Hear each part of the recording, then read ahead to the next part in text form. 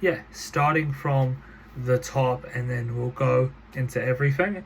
And a lot of you ladies who've been with us for a while have may have heard some of this stuff that I'm going to talk about. There's a few gems, but just hearing it again will just really help, I think, as well. So, yeah. So what I want to first start talking about is that when you're starting off with anything or anything new, your brain is always going to try and mess with you, okay? It's going to want you to go back to what's easy, because our brain always wants to keep us safe, and we can thank like the hunter and gatherer days that, yeah, anything that's different, we're like, oh, let's stuff that, because like, you know, back in the day, if we go down this path where we don't know, there could be a lion, the lion eats us, and that's not good for us, right? Being eaten by lions. So this is called the reptilian brain. Now, what we have to do is we have to calm the reptilian brain and tell it that it's actually okay, that this is a safe place, and these things happening are actually like fine, like change is actually a good thing, and us losing weight is going to help us with our life. And so we just have to cool that reptilian brain, okay? The second one, which I think is really important, is facing the truth, and just be like, okay, this is where I am, this is like, I'm in exposition, and face that truth and own it. And once you face the truth, like, the truth will always set us free. In the personal development stage, a mistake that I see a lot of people doing is that I want to stay positive, and then they like bullshit themselves. That like, oh no, everything's fine, everything's fine, everything's dandy, like, you know, look at the bright side, which is good, but you don't want to also lie to yourself, because that creates a string of problems as well.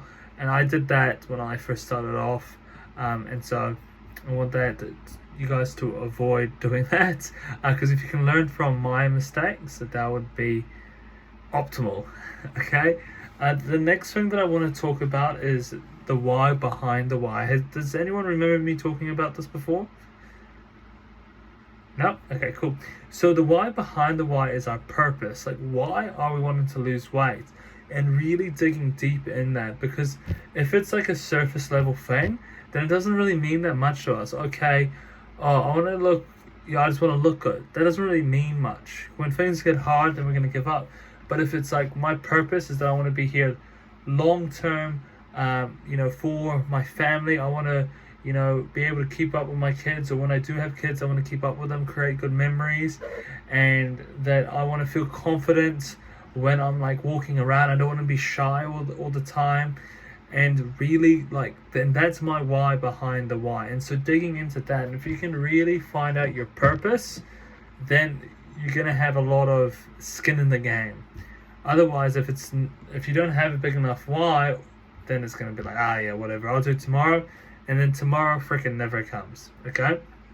The next things are like the 3 S's. Okay, so it's like self, service, and significance. Okay, and now with these 3 S's, if we live by this, it's gonna make life a lot better. So like, if we look at ourself, because everything comes from self, that we can change anything, and our whole life is a reflection of ourselves. So if we don't work on ourselves, life isn't going to be that great. And like, the trickle effect happens. And then we have our service. And so service is like things that, obviously there's work, there's things that we do every day. Like, for example, it could be our partners, it could be our children, it could be our parents, and that's like service. And then significance, or like, again, like, why are we doing this? Like, this makes me feel good. And again, everything in significance comes to self. Like, I like being a good dad because it makes me feel good, right? Like, us as people, we're actually quite like selfish.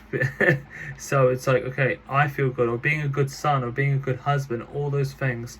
And so that gives us significance, and that moves us forward. And just being really clear, okay, self, service, significance. And just remembering, for any of those to impact, like, to have the impact that we want within our like work or community, or the impact that we want to have in our family, it all starts from number 1, self. And that's why it's really important that we take care of ourselves. And just got to remember, like, health and energy is the most important thing we have, and we have to protect it. Okay. And if something is affecting health, then it's not worth it. Okay? And because then it's gonna, because like for example, like I use the example of my mum. When mum got sick, then she wasn't able to work. She wasn't able to help us like kids the way that she wanted to, because she was sick. And so her concentrating on family and her career, well, without health, then it doesn't work. It doesn't work at all. And so that's why I always say health is the most important asset. Then from there, you want to focus on the systems and not so much the outcomes. And we talked about this a lot of, Kylie and Astra, who's been here for a while now, is that you just want to focus on your daily tasks, the systems. And like pretty much you want to turn yourself into almost like a robotic, okay? And that's how we get stuff done. That's how we get to the goals at the end. And be like, okay, well, at this time I wake up, I have my coffee, I have my oats, high protein yogurt, and protein powder, boom, boom. Then from there, I go and I do my exercise, I go for my walk. Then from there, I get home, get ready for work, and go to work. But whatever you've done, but it's a process and page, which makes it easy to follow. It's when things are all over the show, then it becomes impossible to stick to. But just make it nice and systematic, and then you get to the goals. Like a famous thing that a guy in the fitness space, who I really look up to, he said something that, humans usually eat 10 to 15 foods regularly, okay? And if we change those 10 to 15 foods, we'll change our physique. So, and just remembering that and really looking at what we're eating and what we can change, all right? Then from there, like a really powerful thing is looking at your values. And I like to do it with 5 values. So, like it could be health, love, it could be impact, it could be, with me is innovation, and it's also and love, right? Love's actually my first one, or second one, health, love.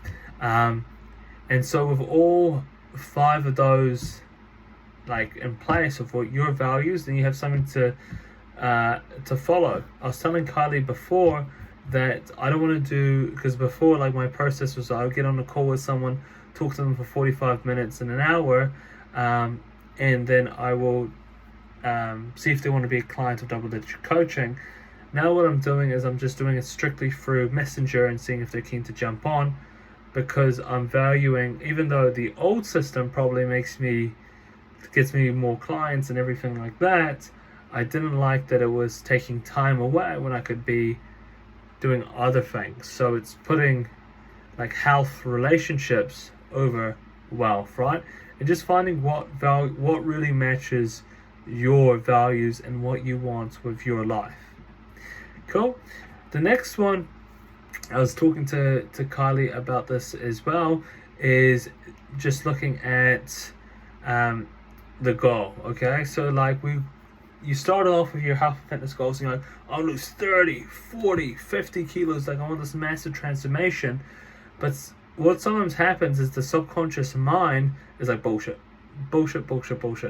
And then we find all the self-sabotage keep on happening. And so making the goal smaller and being like, okay, just like it could be 10 kilos, it could be 5, it could be 3. It's just keeping it like really like realistic for yourself. So you can aim for 5, go for that, and then reassess after that. And then you can convince your mind that this goal is actually achievable. And make it fun and make it enjoyable. Okay. The next thing that I want to talk about is victim versus victor. Okay. And so, like, it's really important to know that like you are powerful and that you can do this. However, what seems to happen with our mindset, or what a lot of society does, is that we go into a victim mindset and we try to save face and we try to save our ego. That it's because of this, it's because of my genetics, or it's because of mom and dad, or just different things, or it's because of this, it's because of that. But it's when we're like, no, like I'm taking full ownership of this, and I'm the only one that can change this. I'm the only one, and I'm powerful enough to do that. And that's going from victim to victor mentality. It's like you've created a very own Rocky story within your life. And if we can look at any other areas of life, and I still do this, it's like, oh, this happened or that happened. It could be in a relationship, it could be in a friendship, it could be with my weight loss goals, it could be with my business goals. And like, oh shit, like man, I'm being a bit of a victim about this actually. And then I can switch. I'm like, no, I need to take responsibility for this. Okay. Then, like, what I noticed with a lot of ladies is, especially when they're struggling with their goals, is that they put a lot of blame and shame and judgment onto themselves. Okay, then what happens is they come up with a reason, a story, and an excuse, and then they give up, and then they fall into that victim mentality. But the only thing that they can realize is, again, they're the only ones that can get themselves out of this and showing themselves self-love and self-compassion. And then they're the 1%. They're the 1%, like the 1% of people that can do this. That you are capable of change, and that you're capable of being that 1%, that 1% better each and every day. And so every day I'm going to be the 1%, that 1%. Cool? I thought that was real powerful, that concept. Then as well, in realizing that we want to leave the toxic the toxic weight loss culture in the past, okay? Like that stuff hasn't worked, and it hasn't worked for a reason, because it's bullshit. And that, oh, like, you have to look like this, or you have to look like that, or you have to look like a fitness model, or you have to lose 60 kilos in 6 weeks. All this unachievable stuff, and drop down, give me 20, or oh, you're just mucking around, or you're not serious, or you're being lazy, or all this bullshit that they talk about, and they have no idea what they're on about. No, it's actually flipping it and seeing it as a self-love journey. That I'm going to look after myself, I'm going to take care of myself because I love myself, and make it fun and make it freaking enjoyable. Okay, team? And something that I recommend doing, and I know some of us, or good Leanne, have done this in the past, and it's writing a letter to yourself. So writing a letter to your old self, and then writing a letter to the new self, okay? And dating it back from, it's like saying goodbye to the old you, and then saying, in a year's time, of the person that you are, okay? So I do recommend doing that as well. So yeah, that's today's topic. We talked a lot of stuff. I put a lot of things out there, a bit of a DDC crash course, if you will. Yeah, we'll go around biggest learnings, biggest takeaways, and everything like that. And then we can wrap it up, team. So yeah, let's go with you, Kylie. Biggest takeaway from that.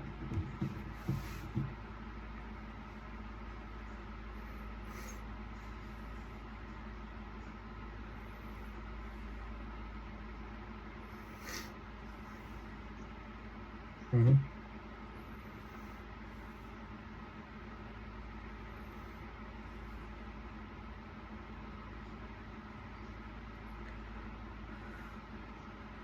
Yeah.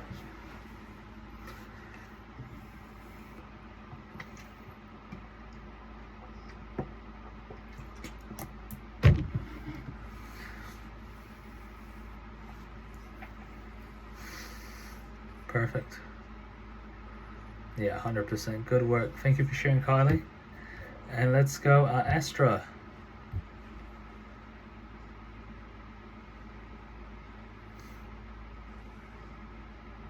Hello.